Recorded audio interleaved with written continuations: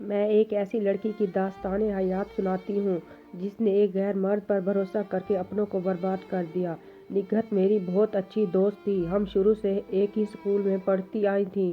نگہت کے والد بہت غریب تھے، اس لیے اس نے BA کے بعد ایک سلائی سینٹر میں داخلہ لے لیا اور سلائی کڑھائی سیکھنے میں مشغول ہو گئی۔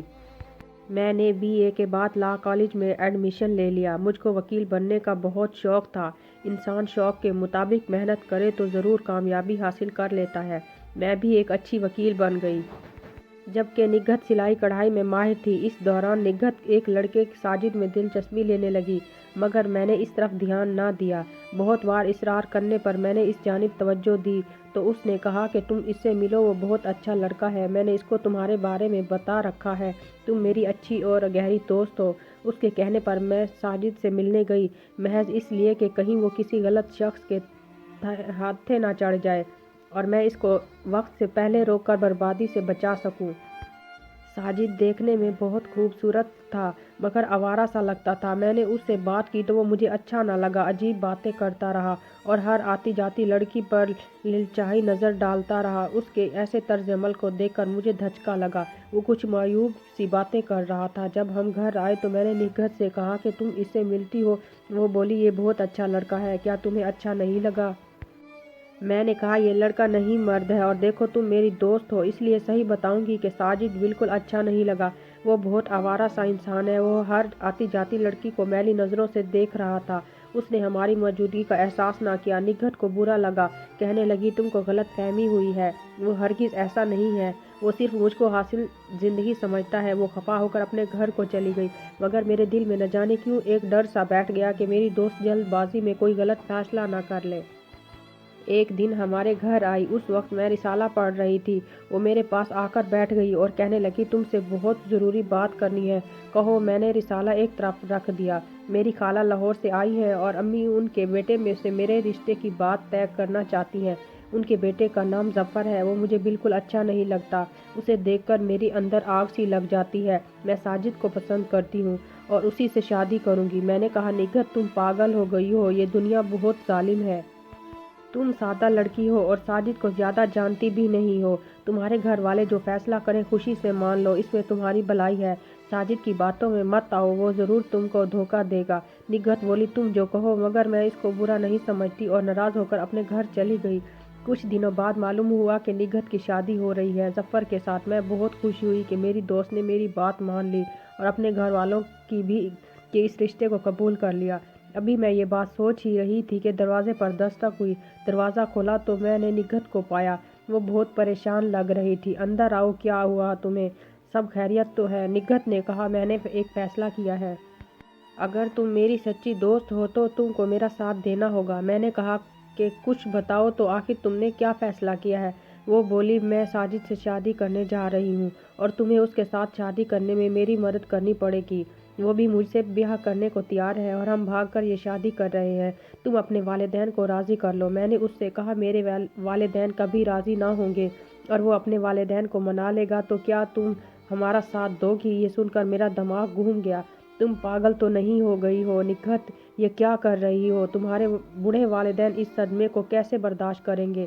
اور تمہیں بدنامی کی بھی کوئی پرواہ نہیں ہے۔ میں تمہارا ساتھ نہیں دوں گی، اور اب تم یہاں سے چلی جاؤ۔ میں تو تم کو جتنا سمجھا سکتی تھی سمجھا چکی، میں اب نہیں سمجھا سکتی، میں اسے نہیں چھوڑ سکتی، ہم بہت آگے جا چکے ہیں۔ جب اس نے یہ کہا میرے منہ سے نکلا تو پھر بھاڑ میں جاؤ تم اور تمہارا ساجد۔ تب وہ یہ کہہ کر کمرے سے نکل گئی کہ میرا جو دل کہے گا میں کروں گی، خدا حافظ۔ اس کے جانے کے بعد مجھے افسوس ہوا کہ میں نے کچھ زیادہ ہی سخت لہجہ اختیار کر لیا۔ وہ میری دوست تھی، ایسا مجھے نہیں چاہیے تھا۔ یقیناً ناراض ہو گئی ہوگی، میرے رویے میں کوئی تلخی آ گئی۔ یہ سوچتے سوچتے شام ہو گئی کہ اس کی امی ہمارے گھر آئیں اور میری امی سے پوچھنے لگی کہ عنبر کہاں ہے؟ امی نے جواب دیا، وہ اپنے کمرے میں ہے۔ خیر تو ہے بہن، کیا ہوا ہے؟ خالہ جی کافی پریشان تھی اور گھبرائے ہوئے لہجے میں بول رہی تھی۔ وہ نگہت صبح سے گئی ہوئی ہے اور اب شام ہونے کو آ گئی ہے، ابھی گھر نہیں آئی۔ سوچا کہ جا کر عنبر سے پوچھوں، شاید دونوں ساتھ گئی ہوں، کچھ اسے معلوم ہو۔ یہ سب سن کر میں باہر آ گئی اپنے کمرے سے، اور میرے دل نے خطرے کی گھنٹی بجا دی کہ نگہت جو سوچ رہی تھی وہ کر گزری ہے۔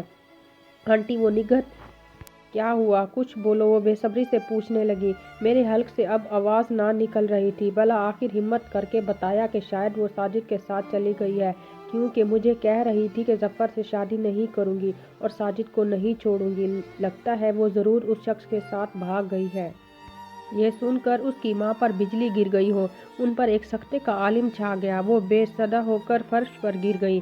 امی اور میں نے ان کو بٹھایا، پانی پلایا اور میری والدہ نے ان کو تسلی دینے کی کوشش کی، مگر ان کی آنکھوں سے آنسو بہہ رہے تھے۔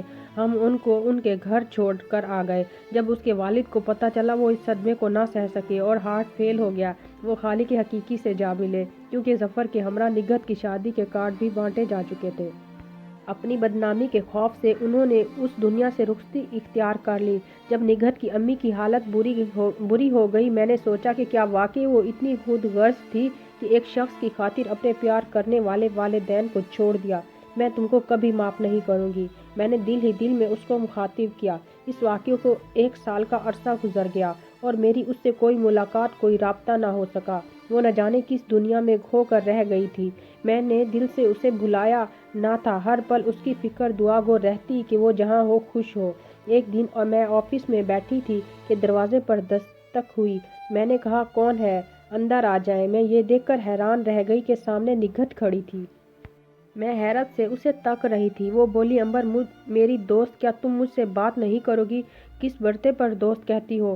بظاہر خفا ہو کر میں نے اس سے کہا کہ ایک شخص کی خاطر تم مجھے اور اپنے والدین کو چھوڑ کر چلی گئی، اور بتاؤ اتنے عرصے تم کہاں رہی؟ خبر بھی ہے تم کو تمہارے گھر والوں پر کیا بیتی؟ مجھے معاف کر دو پلیز، مجھ سے بڑی غلطی ہو گئی۔ ساجد نے میرے ساتھ بے وفائی کی۔ اس نے مجھے برباد کر دیا۔ تم ٹھیک کہتی تھی کہ وہ آوارہ ہے، مگر میں نے تمہاری کوئی بات نہ مانی اور اس کے وعدوں پر اندھی ہو کر اپنا سب کچھ چھوڑ کر اس کے ساتھ بھاگ گئی۔ کیا تم بتاؤ گی کہ تمہارے ساتھ کیا ہوا؟ جواب، تم اس حال میں ہو۔ غصہ پی کر بھی میں نے کہا، مجھ پر خفا نہ ہو، غلطی انسان سے ہو جاتی ہے، مجھ سے بھی ہوئی۔ تمہارے سمجھانے سے میں نہ سمجھی، تب ہی میرے ساتھ ایسا ہوا، لیکن میرے گھر والوں نے بھی احتجاج کے باوجود میری نہ مانی، جس کا نتیجہ ان کو بھگتنا پڑا۔ اگر میرا انتخاب غلط تھا، اس کی چھان بین کرتے اور مجھے قائل کرتے۔ میں نہیں جانتی تھی، وہ تو جان سکتے تھے، مگر انہوں نے ساجد سے ملنا گوارا نہ کیا، اس کے بارے میں جاننے کی زحمت نہ کی۔ تم ابھی تک اپنی غلطی کی تلافی ڈھونڈ رہی ہو۔ میں نے تم کو آگاہ کر دیا تھا، روکا بھی تھا، ساجد سے مل کر اندازہ کر لیا تھا کہ یہ کسی کماش کا انسان ہے، پھر بھی تم کو شکوہ کرو، تم بے جا ہے۔ وہ سخت پریشان تھی، مزید پشیمان ہو گئی۔ تب میں نے کہا، اچھا اب بتاؤ تو صحیح ہوا کیا ہے؟ تم بہت خستہ حال لگتی ہو۔ جب میرے احتجاج پر کسی طور گھر والے نہ مانے تو میں نے ساجد کو آگاہ کیا کہ میری ظفر سے شادی ہو رہی ہے اور اب یہ شادی ٹل نہیں سکتی۔ تم بتاؤ کیا کریں؟ وہ بولا، فکر کرنے کی بجائے عمل کرو، اور یہ بہت آسان ہے۔ گھر والوں کو چھوڑو اور میرے پاس آ جاؤ۔ کل صبح ہم یہ شہر چھوڑ دیں گے، پھر ہمیں کوئی ڈھونڈ نہ سکے گا، نکاح کر لیں گے۔ کچھ عرصہ بعد تم اپنے والدین کو منا لینا، وہ تمہاری خاطر ضرور مان جائیں گے، اور میں بھی اپنے والدین کو منا لوں گا۔ لیکن یہ وقت ہاتھ سے نکل گیا تو پھر لوٹ کر نہ آئے گا۔ میں صبح امی سے یہ کہہ کر نکلی کہ امبر کے ساتھ بازار جا رہی ہوں۔ گھر سے نکلتے وقت امی کی نظریں بچا کر کچھ جوڑے اور زیور جو امی نے میری شادی کے لیے بنا رکھا تھا، سب اٹھا لیا۔ ریلوے اسٹیشن پر پہنچی تو ساجد وہاں میرا انتظار میں کھڑا تھا۔ مجھ کو دیکھ کر اس کے چہرے پر خوشی کی لہر دوڑ گئی۔ اس نے ہم دونوں کا ٹکٹ لیا اور ٹرین میں سوار ہو گئے۔ وہ مجھے لاہور لے گیا اور ہم ایک ہوٹل میں رہنے لگے۔ کچھ دن وہاں رہنے کے بعد اس نے کہا، یہاں میرے دوست کا گھر ہے، وہاں چلتے ہیں۔ انجام سے بے خبر میں ہاں ملاتی گئی۔ ہم جتنے دن رہے میں اصرار کرتی رہی کہ جلد مجھ سے نکاح کر لو۔ ہم کب تک اس طرح رہیں گے؟ وہ یہی کہتا تھا، ابھی گھر سے نکلنا ٹھیک نہیں ہے، ورنہ دھر لیے جائیں گے۔ دراصل اس نے مجھ کو اپنا وفا کا اس قدر یقین دلایا تھا کہ میں اس کی ہر بات مان جاتی تھی۔ ایک روز ساجد باہر گیا ہوا تھا کہ اس کا دوست آ گیا، جس کے مکان میں ہم لوگ قیام پذیر تھے۔ اس کو مجھ سے بات کرنے کا موقع مل گیا۔ اس نے کہا کہ امبر، شاید تم کو علم نہیں ہے کہ ساجد پہلے سے شادی شدہ ہے اور اس کے 2 بچے بھی ہیں، جس سے وہ بہت محبت کرتا ہے، لہٰذا اس کا تمہارے ساتھ نکاح کرنے کا کوئی ارادہ نہیں ہے۔ اس سے وفا کی امید نہ رکھنا۔ یہ سن کر جیسے مجھ پر قیامت ٹوٹ پڑی، میں رونے لگی۔ اس وقت ساجد آ گیا، مجھے روتے دیکھ کر کہنے لگا، शायद तुमको हकीकत का इल्म हो चुका है। कासिम ने यही कहा होगा कि मैं तुम्हारे साथ कुछ वक्त गुजारना चाहता था, तब भी घर से भाग आने पर मजबूर किया और तुम मेरे झांसे में आकर सब कुछ छोड़ चली आई। वो कब से मुझको कह रहा था कि तुमको हकीकत बतानी चाहिए। शायद तुम उसको पसंद आ गई हो, लिहाजा मैंने ये फैसला किया है कि तुमको इसी को बख्श दूं। ये सुनकर मेरे पैरों तले ज़मीन निकल गई। सोचा भी ना था ये इतना खबीस इंसान हो सकता है, तुम अंदाज़ा नहीं कर सकती मुझको कितना दुख हुआ। उसने मेरी ज़िंदगी के साथ इतना बड़ा मजाक किया कि क़यामत तक माफ़ ना करूँगी। दोस्त, तुम ठीक कहती थी कि मैं बहुत सादा लड़की हूँ। बिलाशुबा उसने मुझको अपनी बातों से पागल बनाया। कुछ दिन बसर किए और फिर मुझसे छुटकारा हासिल करने की सोची, मेरी ज़िंदगी बर्बाद कर डाली। इस रोज़ वो मसनूई गुस्सा करते हुए निकल गया और फिर ना आया। मैं रो रो कर उसका इंतज़ार करती रही। कासिम सुबह शाम मुझे खाना देता और समझाता था कि रोने से कुछ नहीं होगा, क्योंकि साजिद नहीं आएगा, वो दुबई चला गया है, तुमको मुझे सौंप गया है। उसने दुबई से मुझे फ़ोन किया था कि उससे कहो कि वो घर चली जाए। वालिदैन जैसे भी हों, औलाद को माफ़ कर देते हैं। मैं तो उस लम्हे मर गई थी जब साजिद मुझे छोड़कर चला गया था। जो मैंने सोचा ना था वो मेरे साथ हो गया। 2 वक्त की रोटी और पनाह की खातिर अब मैं उसके दोस्त के साथ बगैर निकाह के रहने पर मजबूर थी। मेरी रूह जिस्म में ना थी, मैं एक जिंदा लाश की तरह थी। शिकवा किससे करती? अपनी बर्बादी की मैं खुद जिम्मेदार थी। साजिद के बारे में कासिम ने बता दिया कि वो ऐसे ही लड़कियों को बुलाकर उनको घर से बेघर करता है और फिर जब दिल भर जाता है तो छोड़कर चला जाता है। मैं उसका चौथा शिकार थी। अब जब कासिम आता मैं ज़ारो कतार रोने लगती थी, जिस वजह से वो परेशान हो जाता। एक दिन उसको मुझ पर रहम आ गया। बोला, अगर तुम इसलिए रोती हो कि मैं आ जाता हूँ तो यकीन करो कि आइंदा मैं तुम्हारे साथ कुछ गलत नहीं करूँगा, और अगर तुम कहती हो कि मैं तुम्हारे साथ निकाह कर लूँ तो भी कर लेता हूँ, क्योंकि तुम मुझे अच्छी लगती हो। बेशक साजिद बुरा इंसान है और मेरा दोस्त है, मगर मैं इतना बुरा नहीं हूँ। अगर मैंने तुम्हारा साथ छोड़ा तो मुझे यकीन है कि तुम किसी और ज़्यादा बुरे आदमी के हाथ लगोगी और हो सकता है कि और ज़्यादा बुरा बर्बाद हो जाओ। मुझे अंदाज़ा है कि तुम्हारे साथ कितना बुरा हुआ है, मगर तुम खुद भी उसकी ज़िम्मेदार हो। तुमने घर से भागकर बहुत बड़ी गलती की कि तुमको अपने वालिदैन के बारे में तो सोचना चाहिए था। उसकी बातों से मुझे लगता था कि वो वाकई मुझे बर्बादी से बचाना चाहता है। मैंने अपनी गलती की बहुत बड़ी सज़ा झेल ली थी, वापस लौट कर जा नहीं सकती थी। किस मुंह से जाती? कासिम को दिल से कबूल कर लिया और एक दिन उसके साथ कोर्ट जाकर निकाह कर लिया। ये मकान उसका अपना नहीं था, बल्कि उसकी बीवी के नाम पर था और मुद्दत से खाली पड़ा था, क्योंकि ये लोग एक दूसरे मकान में रहते थे। एक रोज़ जाने कैसे उसकी बीवी का भाई आ गया और मुझे देखा तो परेशान हो गया।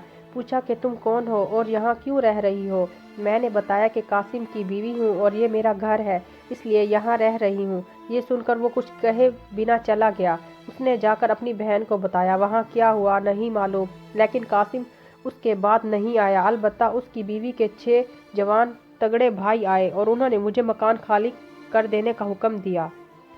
वो डंडे लेकर आए थे और मेरा सर फाड़ने पर आमादा थे। अब तो ऐसी सिचुएशन थी कि अब जीती थी ना मरती थी। मैंने इल्तिजा की कि आप मुझे मार डालें, मैं आपसे अपनी ज़िंदगी की भीख नहीं मांगूंगी, मगर मुझे यहाँ से मत निकालें। वो बहुत गुस्से में थे। उन्होंने मुझे खड़े खड़े निकाल दिया और मकान को ताला लगा दिया। ये कयामत का दिन था। रात सर पर आ गई थी। मैं कहाँ जाती? कासिम का कुछ पता ना था। उसको कहाँ ढूंढती? उसका फ़ोन भी बंद था। मकान आबादी से कुछ दूर था, लेकिन करीब एक मकान था।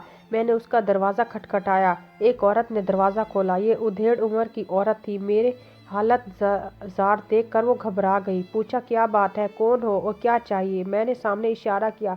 इस मकान में रहती हूँ और कासिम की बीवी हूँ। ज़रा देर को सामने दुकान तक गई थी। उन्होंने नाराज़ होकर ताला लगा दिया कि मैंने बगैर उनकी इजाज़त के कदम बाहर क्यों निकाला। वो यकीनन थोड़ी देर बाद लौट आएंगे। जूँ ही उनका गुस्सा ठंडा होगा। ये औरत, जिसका नाम सकीना था, कासिम के नाम से वाकिफ़ थी। बहरहाल थोड़ी देर सोचने के बाद उसने मुझे घर अंदर आने दिया, एक कमरे में बिठाया, पानी पिलाया और तसल्ली दी। फिक्र मत करो, मेरा शौहर काम से दूसरे शहर गया है। वो आ जाए तो हम कासिम को समझा लेंगे कि वो ऐसा ना करे। रात गहरी हो गई। कासिम ना आया। उस औरत ने कहा, सो जाओ, शायद वो सुबह तक आ जाए। लेकिन अब वो कुछ मशकूक हो चुकी थी, क्योंकि कोई शख्स कितना नाराज़ हो यूं बीवी को निकाल घर को ताला नहीं लगाता। उसने इसरार शुरू कर दिया कि असल बात बताओ। सुबह तक मैंने कुछ नहीं बताया, इस उम्मीद पर शायद कासिम लौट आए। अगले दिन उसका शौहर आ गया। तब मुझे तमाम अहवाल बताना पड़ा। मैं चाहती थी कि पड़ोसी उसको तलाश करके ले आए, मगर उसने कहा, बीबी मुझे नहीं मालूम कासिम कहाँ रहता है। अब मैं सिवाय उसके तुम्हारी और कोई मदद नहीं कर सकता कि तुम जहाँ कहो वहाँ छोड़ आऊँ। चाहो तो कुछ दिन रहकर कासिम का इंतज़ार कर सकती हो। ये सुनकर मैंने शुक्रिया अदा किया और कहा कि मैं कुछ दिन यहाँ रहकर कासिम का इंतज़ार करूँगी। उस शख्स ने बीवी को सख्ती से हिदायत की कि अगर कासिम की पहली बीवी के भाई या रिश्तेदार आएँ तो उससे खातून के बारे में उनको कतई इल्म ना हो कि ये हमारे घर पर है, वरना हम लोग फंस जाएंगे। मैंने इस औरत को मुसीबत ज़दा जानकर पनाह दी है, चंद दिन के लिए खाया है, बस हमारा इखलाकी जिम्मेदारी यहाँ तक ही है। 15 दिन भी गुजर गए, कासिम ना लौटा। तब वो औरत बोली कि मेरे शौहर ने कहा है कि अब अपने वालिदैन के पास चली जाओ, क्योंकि इससे अच्छा घर एक बेटी के लिए कोई और नहीं होता। वो तुम्हें टिकट दिलवा देंगे और कुछ रकम भी हम दे देंगे, सिवाय इसके और क्या चारा था। मैं तुम्हारे आ जाती, लिहाजा उन्होंने रेल पर सवार करा दिया और मैं सीधी यहाँ आ गई। अंबर, तुम मुझे सहारा दो, तुम मुझे भटकी हुई को अपना लो। बेशक मैं बुरी हूँ, मगर हर हालत में मुझे तुम्हारी सख्त ज़रूरत है। मैंने सोचा कि एक बार मैंने बेरुखी करके इसको खो दिया था, दूसरी मर्तबा सहारा ना दिया तो ये जिंदा नहीं रह पाएगी। मैंने अपनी कुर्सी पर से उठकर उसे गले लगाया और तसल्ली दी कि तुम्हारा साथ दूंगी। तुम्हारी अम्मी हयात है, मगर तुम्हारे अबू का उसी वक्त इंतकाल हो गया था जब उन्होंने तुम्हारे भागने की खबर सुनी थी। वो ये सदमा बर्दाश्त नहीं कर पाए थे। वो रोने लगी। उसको चुप कराया, कुछ खिलाया पिलाया और घर ले आई। और फिर मैं और अम्मी इसको साथ लेकर उसकी अम्मी के पास गए। वो अपनी माँ के कदमों में गिर गई, माफ़ी मांगने लगी। उसकी माँ ने उसको गले से लगा लिया। दोनों खूब जी भर कर रोई। माँ चाहे कितनी संगदिल हो, मगर अपनी औलाद के लिए उसका दिल मोम होता है। यूं निगहत को माँ के कहने पर बादल नाखास्ता भाइयों ने कबूल कर लिया और उसे नई जिंदगी मिली। कुछ दिन अफसुर्दा रही, मगर मैं वक्तन फ़ौक्तन उससे मिलती रही, उसको ढारस देती थी। वो अक्सर मेरे पास ऑफिस में आ जाती और मुझे काम करता हुआ देखकर उसके दिल में भी शौक़ पैदा हुआ कि वो दोबारा पढ़ाई करे। उसने हिम्मत की, फिर लॉ कॉलेज में दाखिला ले लिया। जब दिल लगाकर कोई काम किया जाए, अल्लाह की मर्ज़ी शामिल हो, तो आदमी कामयाब हो जाता है। वो भी कामयाब हो गई। फिर बतौर जूनियर वकील मेरे पास प्रैक्टिस करने लगी। आज वो कामयाब और एक अच्छी वकील है, मगर उसने अपना मुकदमा नहीं लड़ा। कासिम ने राब्ता किया और ना उसने फिर उसको ढूंढने की कोशिश की। वो कहती थी कासिम बुरा आदमी ना था, उसने मुझे सहारा देने की कोशिश की और बेअमर मजबूरी मेरे साथ निकाह कर लिया कि मज़ीद रुलने से बच रहूं। लेकिन वो बाद में मजबूर हो गया। उसकी बीवी थी, ससुर और साले असर लोग थे। वो बाल बच्चेदार आदमी था, उससे झगड़ा मोल ना ले सका। यही वजह है कि मैंने उसको माफ़ कर दिया है। मेरी दोस्त ने अपनी ज़िंदगी बर्बाद करके फिर इसको संवार लिया है। वो ऐसी औरतों के लिए जी रही है जिनके साथ ज़माना ज़्यादती करता है और वो उन्हें इंसाफ दिलाने के लिए कोशा रहती है।